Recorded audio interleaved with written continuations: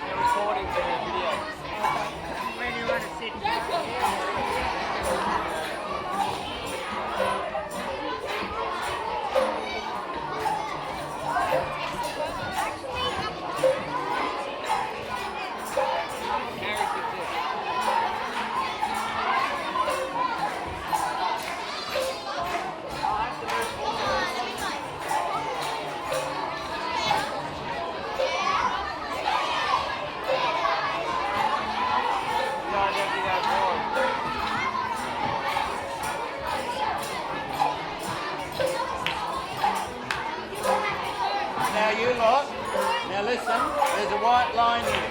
Do we cross it? No! Remember that? We might have to scratch people because we'll get a few more in. See how you go.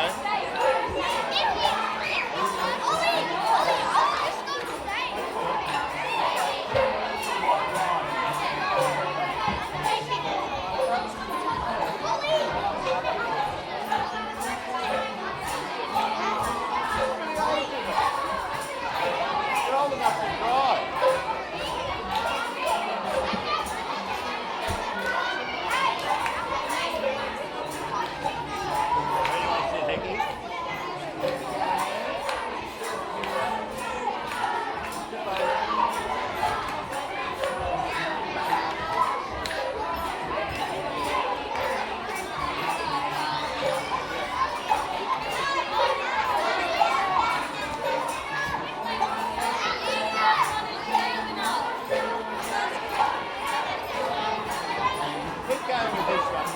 Probably your last one, but keep it going, start another one, then I'll stop you.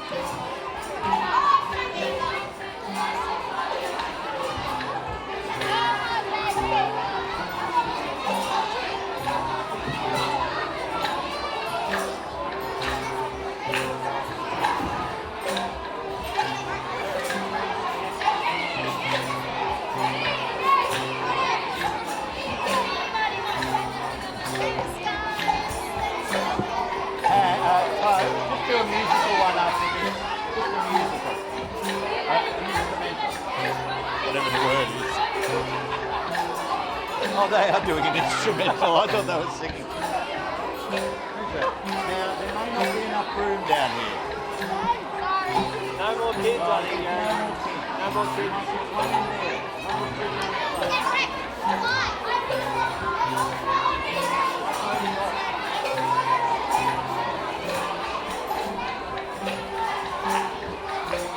Can you all squash that a little bit, tiny little bit?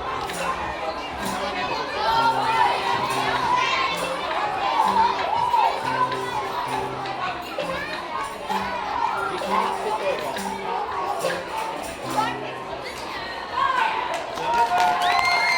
Have you really got a ball in here? Yeah, go on. Go on. Slowly wait. Keep talking, keep talking. There's no room down the front, I'm sorry, girl.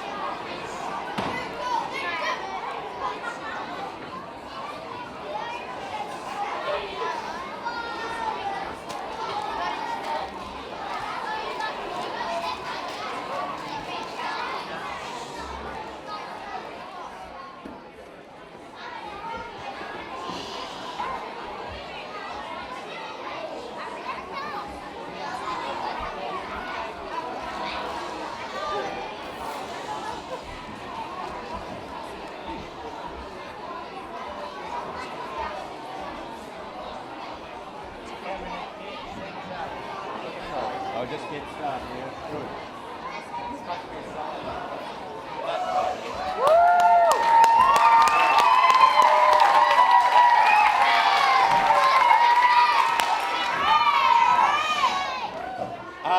And a very good evening and welcome to night 3 of Gone with the Bush by Tony Taylor. Thank you. There's a few dribs and drabs coming in. I'm going to do a little bit of housekeeping. Some of this might seem a little stern, but if you were here last night, you will forgive me. The exit doors are over here. There are 3 of them. They are called exploding doors. They will explode if you push your weight against them, and there you go out to freedom. There's also one over here which is an exploding door also. It will be open all night behind the red curtain. Should anyone have forgotten to go to the toilet beforehand, I won't be very impressed to see people walking up and going out, but if you need to, hurry down here and out that door, thank you very much. If you have toddlers, ladies and gentlemen, last night it was like Pitt Street Mall on a Friday night up and down here. Keep them in your dear little laps, please, and if they're fidgeting and fiddling around, maybe you could take them for a little walk out there. Also, my thing I hate the most in a cinema or in a theatre is crisps. I don't care about you, it's crisp packets. Last night I counted 3 people with crisp packets right behind the person who cricked in their ears. It was dreadful. I'm on Spotlight tonight. I will find you. I will find you, and that spot will remain there until I think you're suitably embarrassed. Okay? I promise you that. Okay. Now, before we start, come on guys, get settled. Quick, Charlie, down here. Tonight's show, we wanted to do an Australiana piece, and we've been concentrating on that romantic writing, the ballads, the poems of that period. We were totally inspired by the fact that not 500 metres, I should say, down the road lies the worldly remains of Dorothea McCalla, who is buried right on the water looking out over her jewel sea, and also the wonderful Henry Lawson, just on the top of the hill. I think most of you probably know that, being locals. One thing that really inspired us, I was told only recently that when Henry's body left what's the church in town hall? St Andrews. He had a state funeral, of course, because his brother-in-law was the premier at the time, so that helped old Henry along. So when his hearse left, it came up Oxford Street, and the children of Sydney lined the streets all the way up Oxford Street, Bondi Junction, along Carrington Road, up here, with their hands over their hearts and their heads bowed. And I heard this news as I was sitting in my office, which is just over there, and I got a little tingle as I realised old Henry's hearse would have gone just up Chesterfield Parade, his last little journey up through the gates and into the beyond. So that's our connection with this play tonight, and it's about telling stories, and that's what we are as librarians, it's what we are as theatre makers, and I'm thrilled. So turn off your mobile phones. We'll be out of here in an hour if we're fortunate. Have a wonderful time down here, kids. You know to kind of sit still as much as you can. And if you do need to go to the toilet, you sneak out of there as quick as you can. Have a fabulous night. I'm looking forward to it.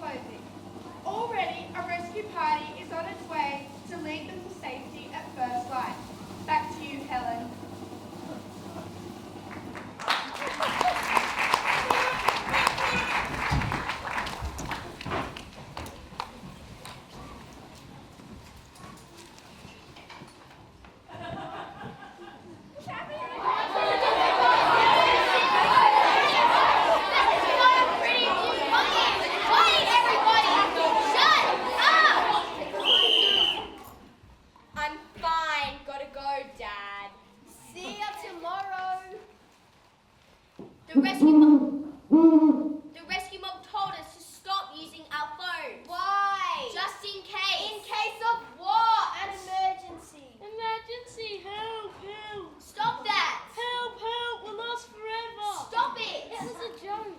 Are we lost forever? No, calm down. Lost forever. We can see the lights of Katoomba. Grow up. It was a joke. Ha ha. Wuss. Not funny. To save our batteries so the rescue mob can contact us. Turn them off. All of them. Now what do we do? Get some sleep. Not tired. I can play my recorder. I can be sick. We could tell stories. Great idea. Who's got one? I do. You start. All right then. I read a story called The Loaded Dog. Sounds dumb. It was a long time ago, like more than 100 years, and these 4 kids were about to get into a whole lot of trouble.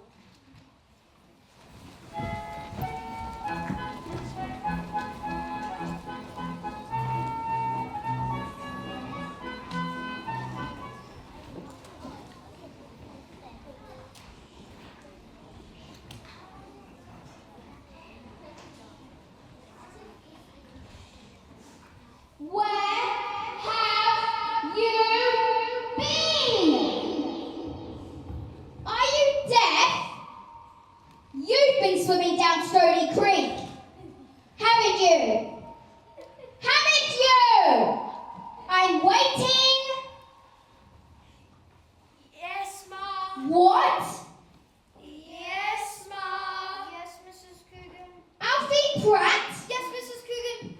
And what would your mother say? She's school, worse than you. Mom, we're real sorry. We wasn't gonna go near the creek. But it was hot. And we was hot. So you forgot the consequences? For what? What we're gonna get? Mum, will you please listen to what we're saying before we get the consequences? It's really good. Promise, Mrs. Coogan. And it's better fresh while we remember. Well, it better be good. Well, we was in the swimming hole. Sorry, Ma. And Dave comes up onto the rock.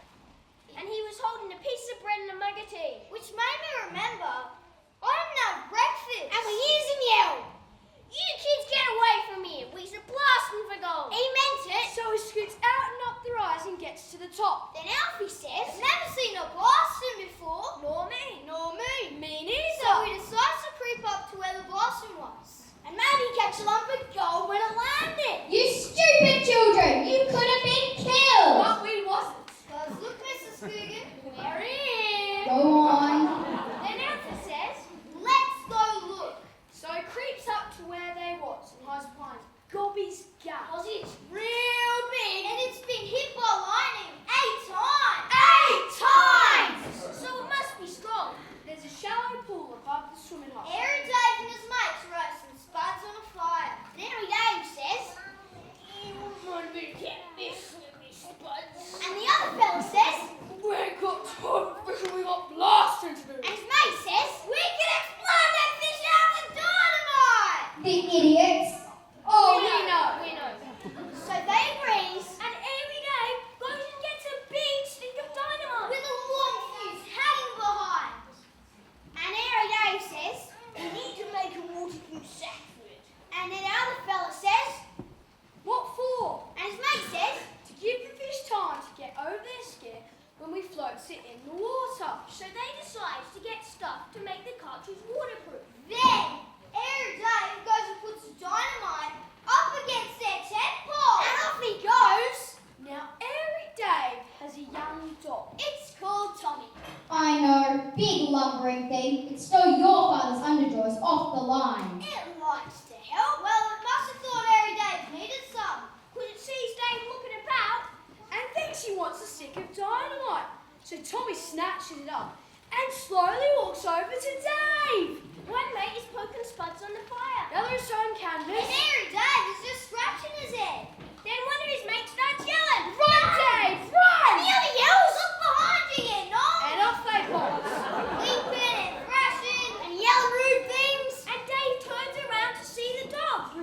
broadest, silliest grin. Its tail swinging from side to side with the dynamite in its mouth! Merciful heavens! Wait, Mutt, it gets better. No, worse! Because the dog has trailed the fuse over the fire! And it's hissing and spitting. And on its way to blossom everything to the kingdom come! I have to sit down! Let's start with the duel! They move before his brain does! And he runs after his mates! The dog follows Dave and we follows the dog. Oh my lord! At a safe distance, Mrs. Coogan. So off we run. Dog's having a wonderful time! It goes from man to man, banging its tail about. With the dynamite in his mouth! The fuse is spluttering and spluttering and getting shorter by the second. And all the while the men are yelling, "Don't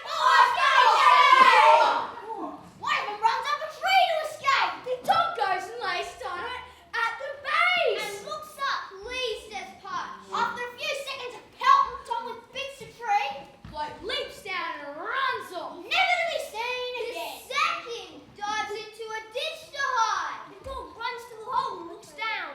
And wild. It looks like he's going to drop the dynamite down into it. I think I'm going to have a turn. Tommy catches sight of Mary Day, lumbering and wheezing towards the store. The dog bounds after him, and we follow the dog. Dave rushes past women on the porch who are having a natter. And we hears him yell. Me dog, he's got a live bomb in his mouth. The women see the dog coming towards him. They see the fizzing wick. They shrieks. And they throw their aprons over their heads. One of them falls into a rocking chair in a dead bank. And busts it. The women all beating on the front door screaming. Oh, let us in, let us in. Let us in, let us in. Someone lets the ladies in and it's quiet. Then Tommy runs around the back of the store. And all hell breaks loose. Oh, excuse me, Mom. Because the dog must have gone under the building to look for Dave. Because all of a sudden, the mob burst out of the school and onto the He road. was a mad mob, I can tell ya. Then Tommy runs it back around the front. And then... No more, I beg you, no more. Wait, Mom. You know that yellow devil dog? What hangs around the store? That I do. Gave my ankle a terrible bite. What sees Tommy? Sees the dynamite in his mouth. And decides to pinch it. It creeps up on Tommy, gives him a nip on his leg, Tommy yelps and drops the cartridge. and Yellow Devil picks it up. Every day calls Tommy, and the dog bounds over to him. And Yellow Devil just stands there with his mad red eyes burning, looking at us like he's the king of 80s. Then Harry Dave sees how short the dynamite fuse He is. sees the fizzing wick. He And yells, he yells. "It's down! She's gonna blow!" There's a moment of silence. Except for the fizzing. Then.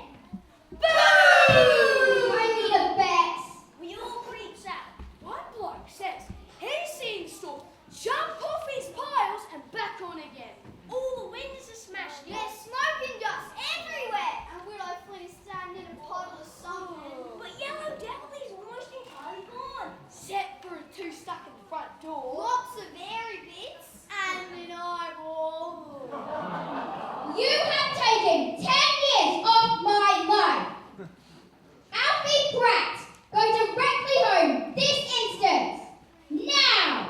Yes, Mrs. Coogan. Smith's work? It is possible that you will not see your friends until they are very old men.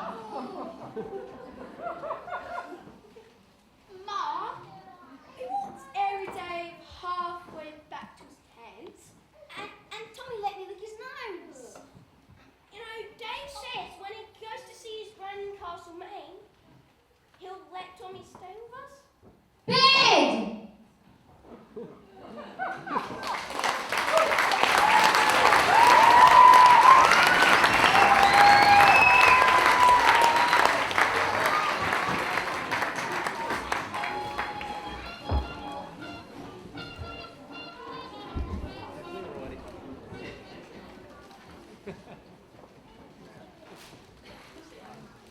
Who's got sardines? Hey,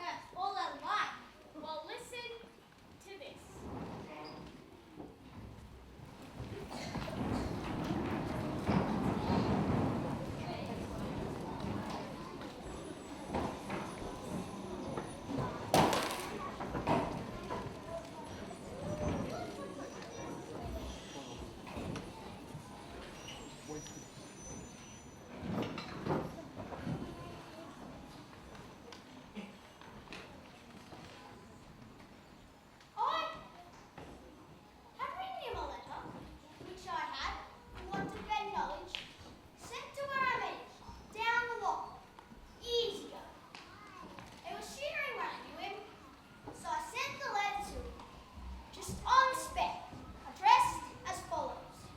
Clancy of the Oval. And an answer came directly, in a writing unexpected. I think the same as written, and thumbnail dipped in tar.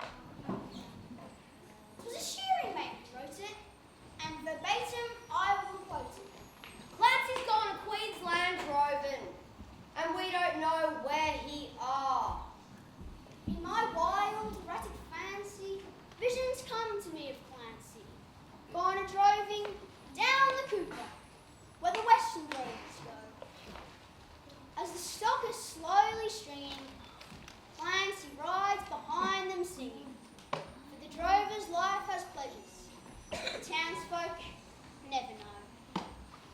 And the bush hath friends to meet him, and their kindly voices greet him in the murmur of the breezes and the river on its bars. And he sees the vision splendid, the sunlit plains extended, and at night the wondrous glory of the everlasting stars.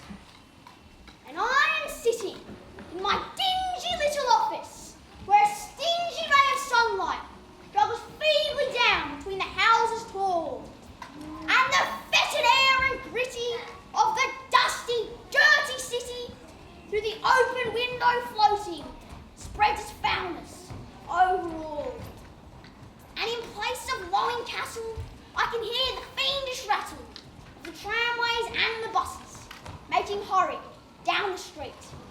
And the language uninviting of the gutter children fighting comes fitfully and faintly through the ceaseless tramping feet.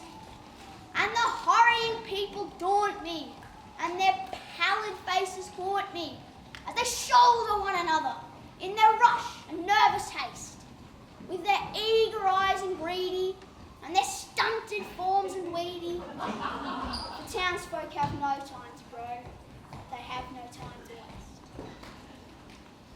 And I somehow rather fancy that I'd like to trade with Clancy. Like to take a turn of droving, where the seasons come and go, while he faced the round eternal, the cash book and the journal. But I doubt he'd suit the office. Clancy the overflow.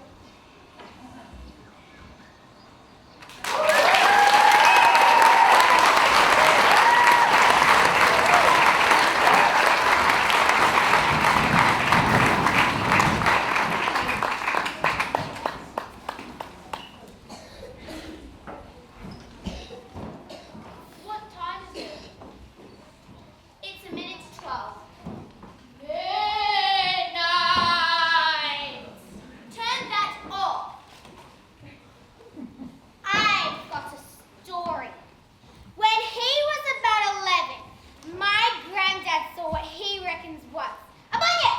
A what? A bunyip? It's a cross between a horse, an alligator, and a big black hairy dog.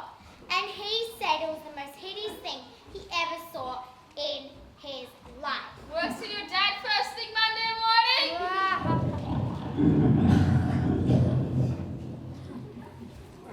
I don't think I want to hear this story. Me neither. Bunyips call to each other across billabongs with a ghastly boom.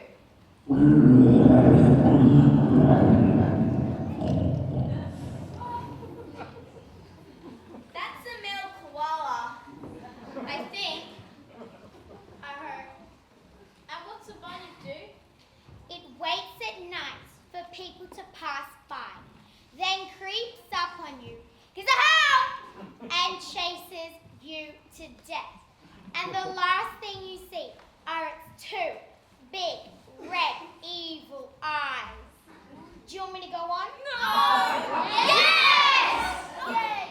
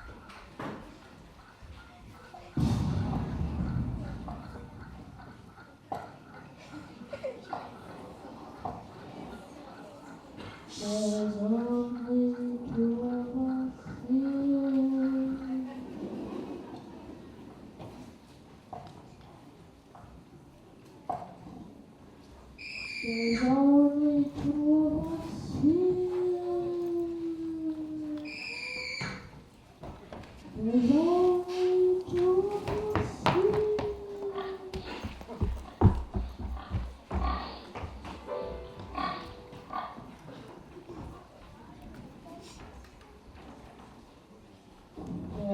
only two of us here.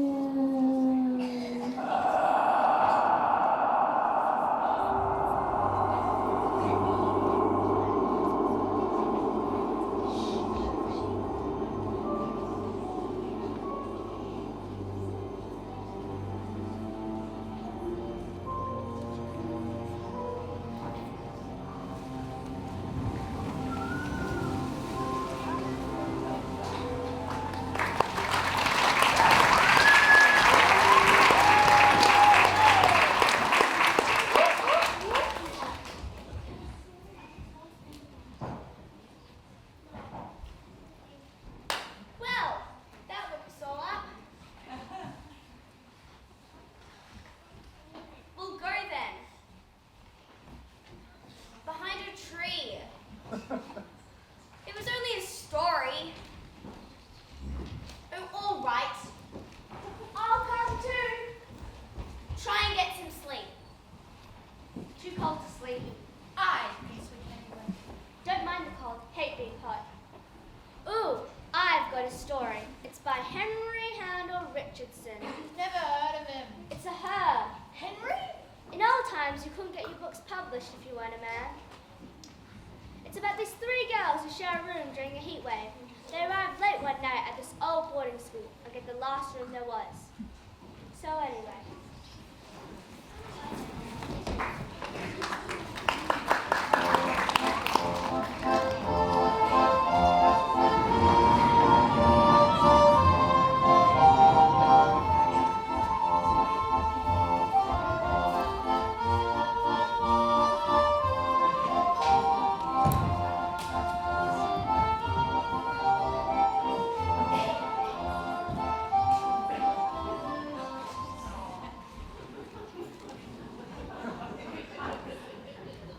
Teta!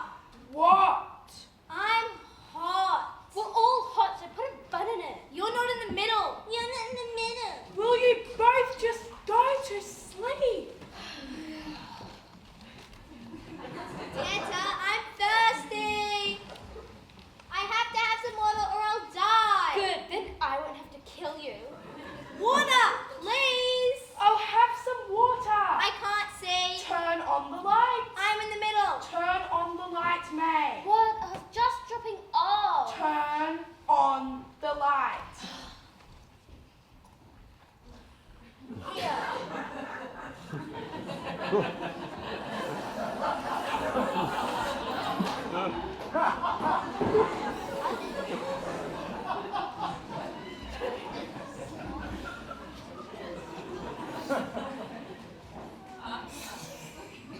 That slurping is disgusting. I'm thirsty. You can tell her father raises pigs. They are livestock. We have property and they are livestock. Hurry up. The ceiling is filthy. When you first arrive in a new place, you never see the dirt. There's huge cracks. Bed bugs live in cracks. My gran got them in Ballarat. Have you finished, Patty? Finished. Here.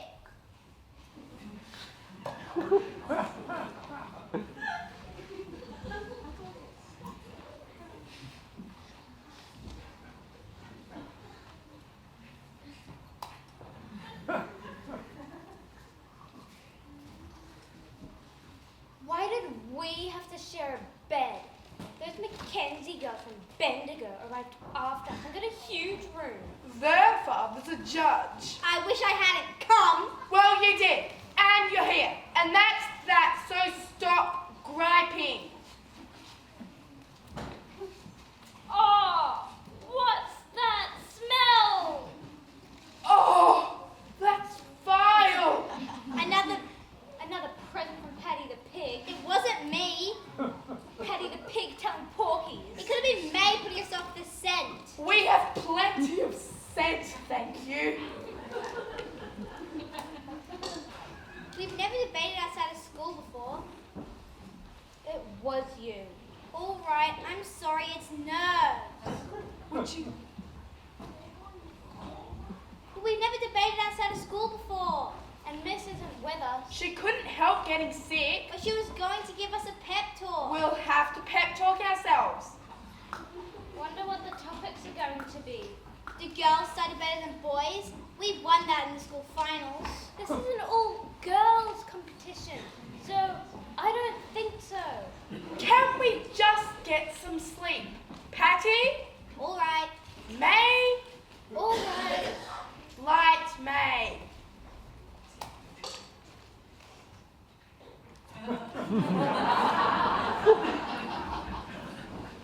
The mattress is sunk in. You're squashing me. Shut up. Will you shut up? Whose foot is that? Sorry.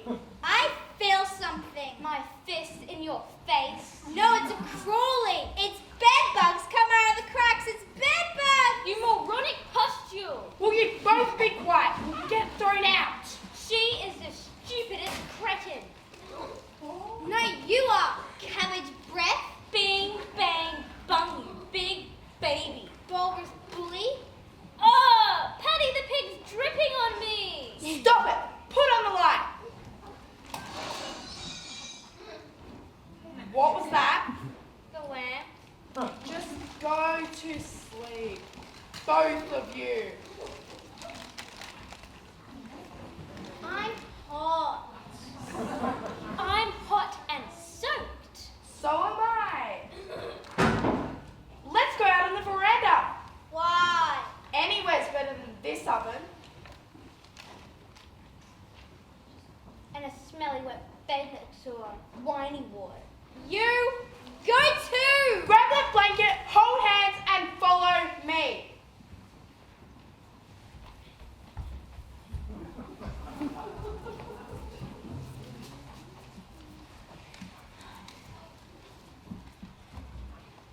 That's the constellation of Taurus. This wood is softer than that bed. Look at those stars. We never see them like that in Melbourne. It looks like someone threw a bucket of diamonds.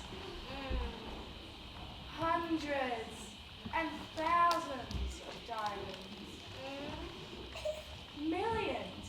I never knew there were so many stars. Did you? So many.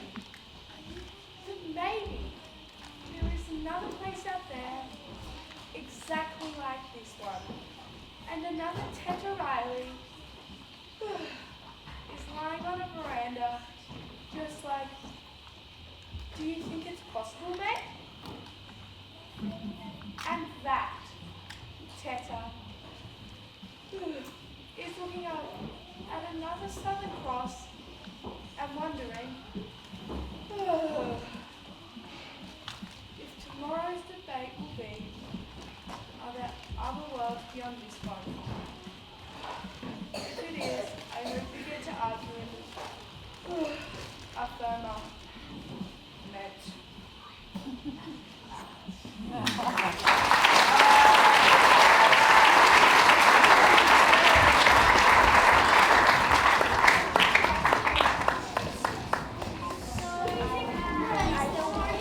He's amazing. Yes, he is. Oh, he's got nothing to do with us today, but he does. I like his body guts bit. And his ghost. He shows us about feelings and difficulties of being alive. What, like boringness? He's so funny. His words make pictures. People have been acting him for over 400 years. Even his name turns me off. I read him aloud. It's all gobbledygook. But if you just relax and let it all sort of wash over you. Somewhere in the world, right now, someone is buying a ticket and giving him a go.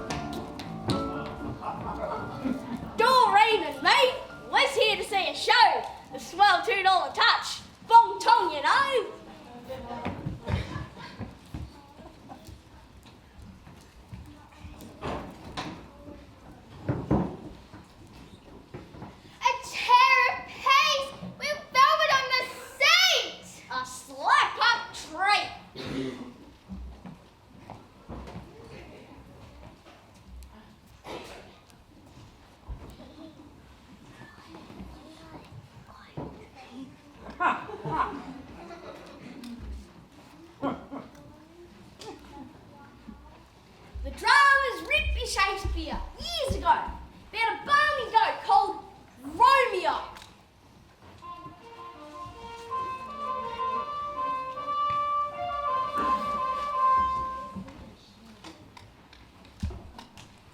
Two households, both alike in dignity, in fair Verona where we lay our scene. From ancient grudge break to new mutiny, where civil blood makes civil hands unclean. From forth the fatal loins of these two foes, a pair of star-crossed lovers take their life.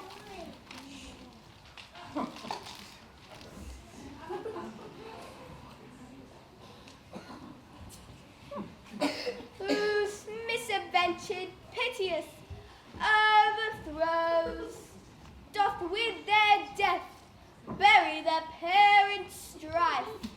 Oh, Bill, this thing goes far too posh for me. These words are odd and not scholarly. Shh. I thought we'd see a sing and dancing show. We'll have to go. Don't worry, love. I think I get the gist, so I'll explain the bits you might have missed.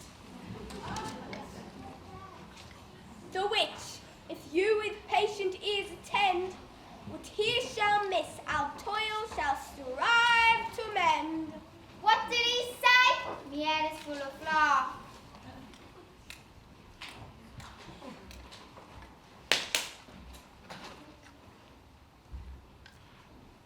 If you just stop and listen hard enough, you'll get the plot, which will grandly shout. If not, wave a flaming arms about. Woo!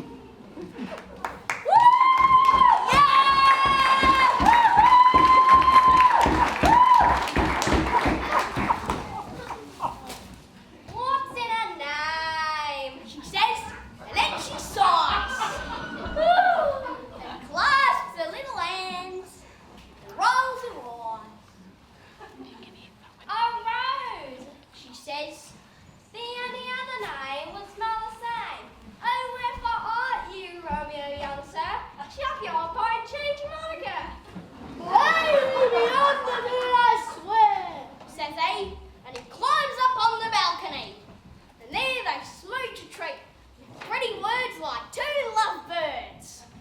I nudge Doreen, she whispers, Ain't it grand? her eyes are shining and I squeeze her hand. What's in her name? She says. Sleuth, I don't know. Billow's just as good as Romeo. She may be Juliet or Juliet. He loves her yet. She's the tart he wants, then she's his queen. Names never count, but I like Doreen. Sweet and hear a sound, never heard. This music hangs around that little word. Doreen. But what's this I start to say about the play? I'm off my beat. Now this Romeo, he's lurking with a crew, a dead tough crowd of crooks called Montague.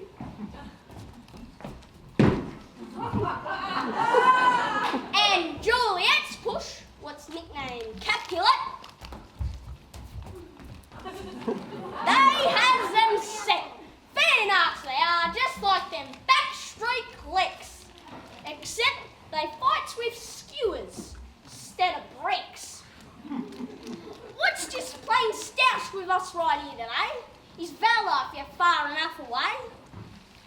Fair Juliet, she gives her boy the tip, says she.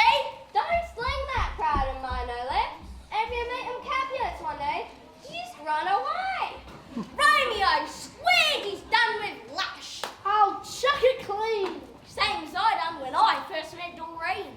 They smooched some more of that. Ah, strike me blue! Give me Joe's to sit and watch them two. It'd break away and start to say goodbye. Then she'd sigh. Ah,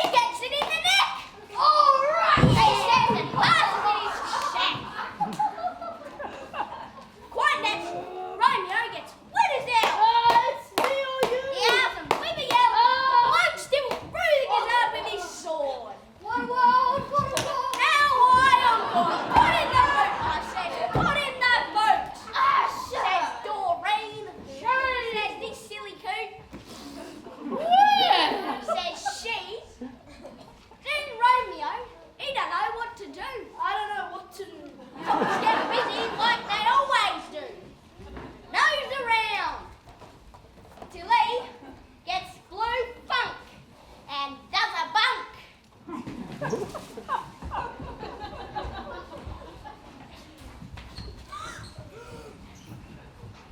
want his tart to wed some other guy. Oh, strike! She says, I wish that I could die. Now, this here gospel bloke's a fair shredded, says he. I'll dope you, so they'll think you're dead. I tipped he was a cunning sort, or know a thing or two. She takes his knockout drops up in her room. They think she's snuffed and plan her in her too. Then things get mixed a treat and starts to whirl. Here's Romeo comes back and finds his girl tucked in her little coffin, cold and stiff. And in a jiff, he swallows eyesole. Throws a fancy fit, then overtaking his soul is fled. Then Juliet wakes up and sees him there, turns on the waterworks and tears her hair. Dear love, she says, I cannot live alone. And with a moan, grabs his pocket knife and ends her cares. Peanuts and lovers, says the boy upstairs.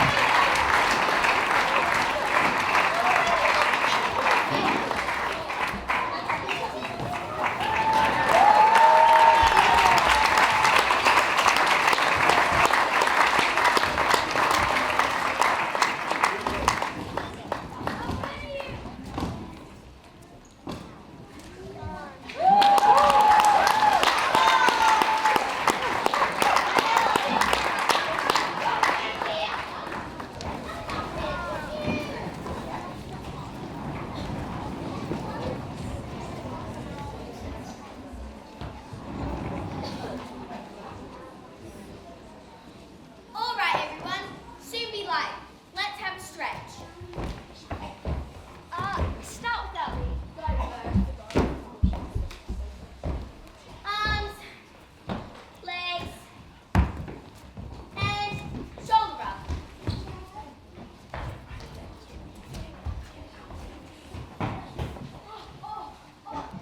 That'll do. I think the sky's getting lighter.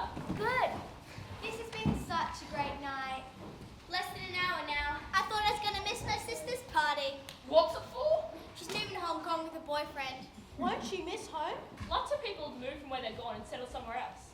A young girl called Dorothy McKellar moved from Australia to England. She was very homesick when she wrote this.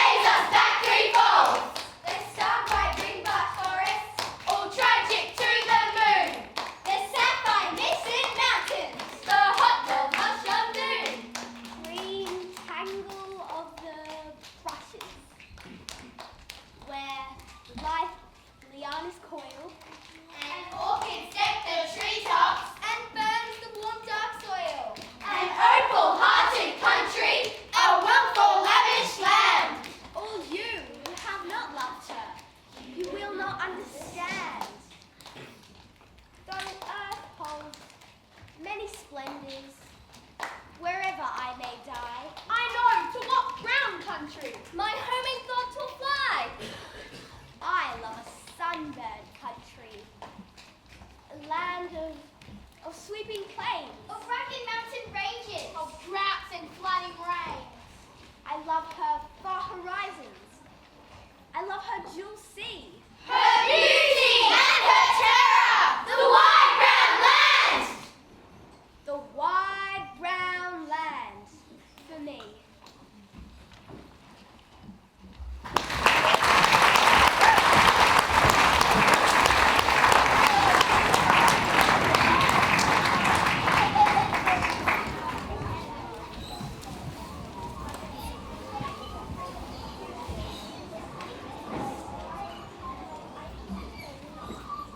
Guys, did you know Dorothy McKellar is buried in the Waverley Cemetery right behind our school?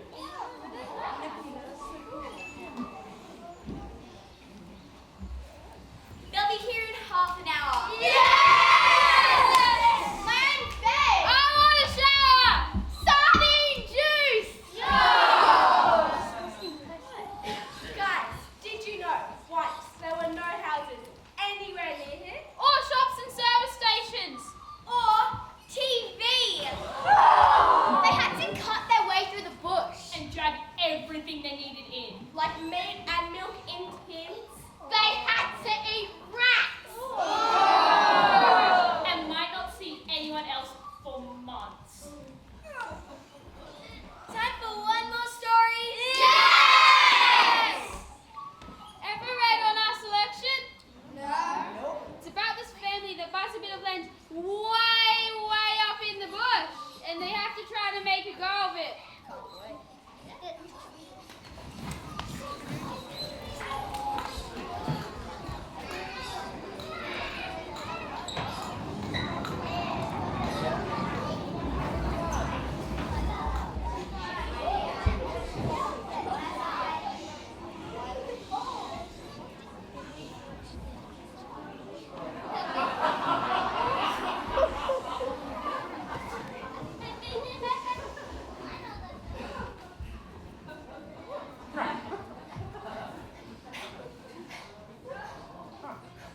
G'day.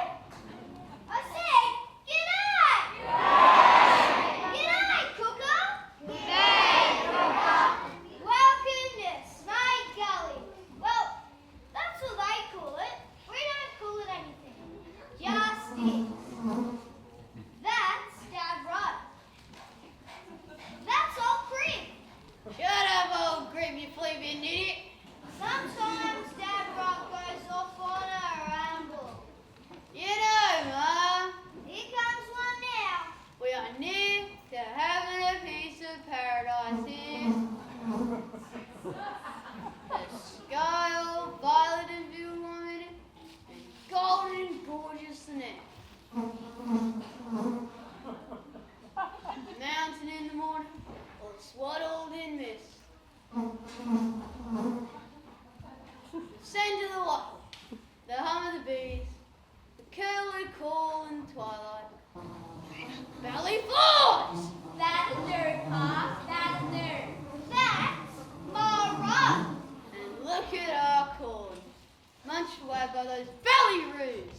That'll do, Pa. And then vermin polish it off. Valley crows!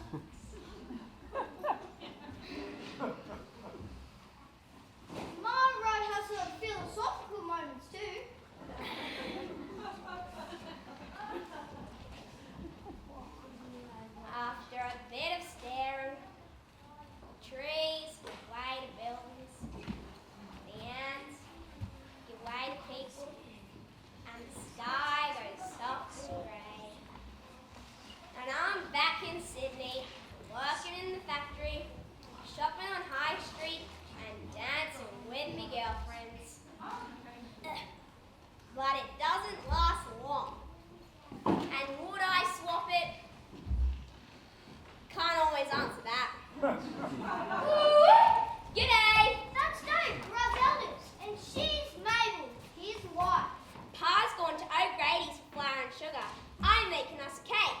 And how are you, Dave? He's fine. Now we got a roof. Isn't that right, Dave? Now, old Fred is coming over to christen the baby later. You sure he's alright? He went to the seminary in Toowoomba for a month before it burned down. So he knows next. Oh, I'm making us a cake when Pa gets back. Oh, yes, I am. And your Gran's made you 12 cloths out of our old kitchen curtains. Oh, yes, I have. And all's well down there. Oh, yes, it is. Well, Dave's made a cradle out of a crib and 2 old logs. Haven't you, Dave? Oh, here's Pa. Pa, your face is as low as a bandicoot's bum. There won't be no cake. Why? Oh, Granny won't give us no more tick. Oh, Pa, this was the baby's special christening tea. It's alright, Ma. We don't need cake. It'll be fine. There's not even that till Joe gets back from the dam. I'm done with it. What? All this. Pa, Rubbing every day for weevily old spuds. Better no Granny to give him more time to pay for his rotten flour. Watching Ma cry of what you can make out of floor sweepings in the straw. And the belly flies. I admit it. We are finished. Don't you dare do that to us! To me! 2 years ago you dragged us here with your dreams and promises, and we staggered behind you, getting soaked, starved, burned, bitten, and frozen. All for what? To give up? that's children, Ma. But Ma, We've been as low as maggots before, and there's always something turned up. That's right, isn't it, Dave? That's right.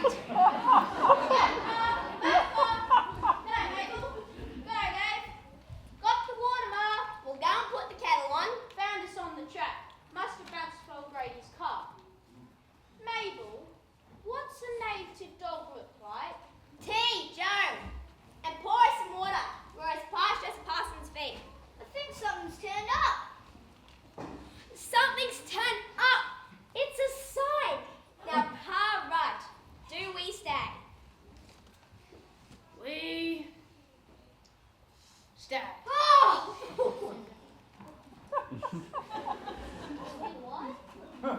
Mabel, have you thought of a name for the baby yet? Well, Dave was standing on the porch last week. He looked out and thought of a name.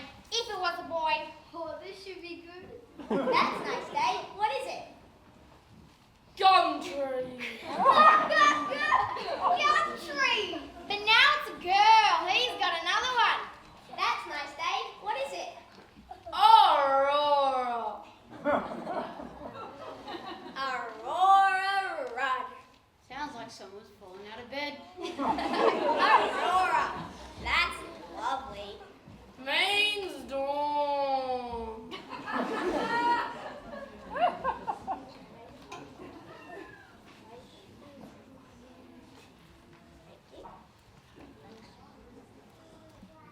Dave, what's a native dog look like?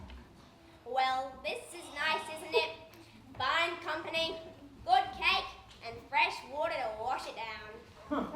Pa, what's a native dog look like? Yellow, sharp ears, and a bushy tail. Those must have been some of them what I seen. I don't know about the bushy tail. All the hair come off.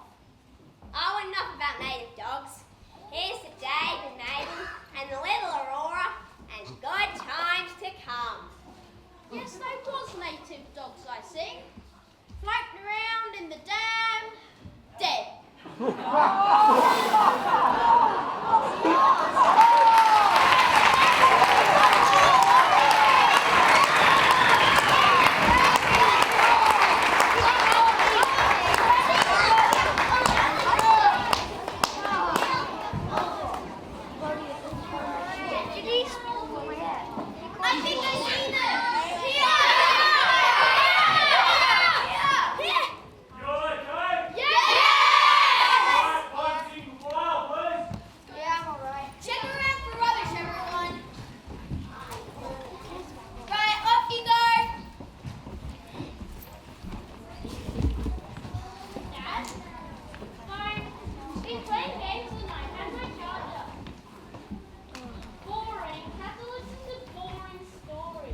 Myra told a lame story about her granddad and a monster in a hut.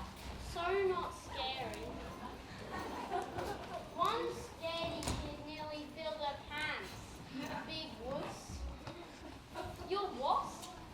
Binoculars? Yeah, I got 'em. They're in their bag. Yeah, see you soon. You two are lost. Move! A storm's coming.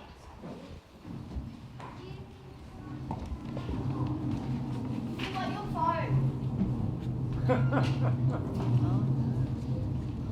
My phone!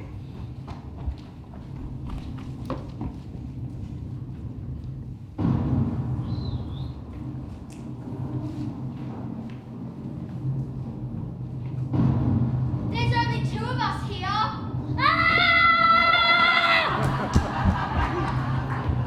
That's it. Next year, Mr. Scale is taking us to Kakadu National Park. And we're going to camp right next to a crocodile-infested river. But that's another story.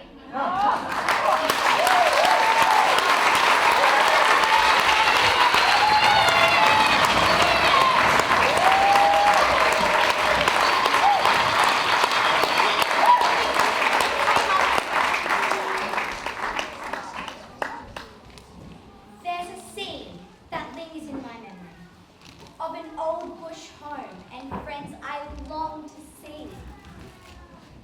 That's why I am learning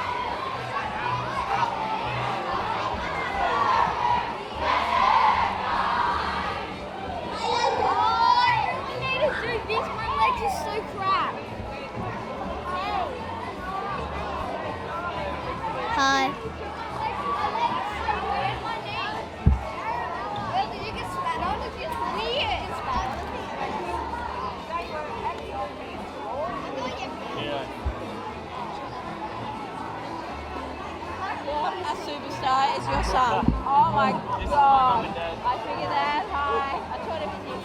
Huh? Fine, you're fine. Yeah. Amazing. Yeah. Wow. Think I'm out of a shell or what, huh?